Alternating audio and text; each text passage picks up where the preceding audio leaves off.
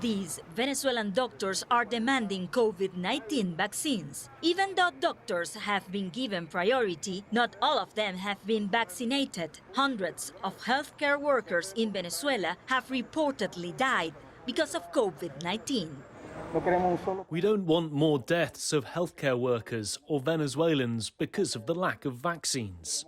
So far, Venezuela has acquired only 750,000 doses of COVID-19 vaccines, about 500,000 donated by China, and another 250,000 part of a deal made with Russia. That's for a population of nearly 30 million.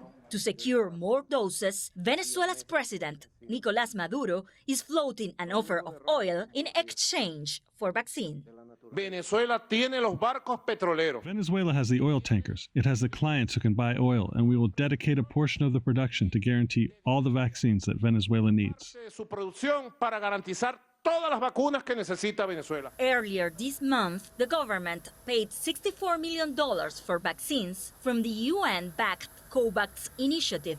But the program had reserved doses of the AstraZeneca vaccine for use in Venezuela. And because of reports of blood clotting issues with that vaccine, President Maduro has refused to accept it here.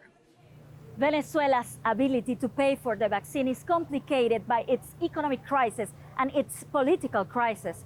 The United States has frozen hundreds of millions of dollars of Venezuelan government funds in U.S. accounts as part of a series of sanctions against the Maduro government. And as Venezuela experiences a surge in cases of COVID-19, the Venezuelan Federation of Chambers of Commerce and Production proposed to import, distribute, and pay for 6 million doses of vaccines for its own workers and families for free.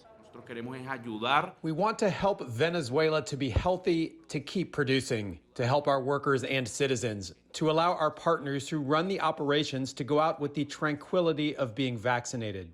The Venezuelan government said no thanks and promises it will provide vaccinations free of charge. But many Venezuelans say they would pay to get the shots if they could. Not everybody has the capacity of paying for a vaccine. It depends on how much it can cost. If it is accessible, I'm willing to pay for it.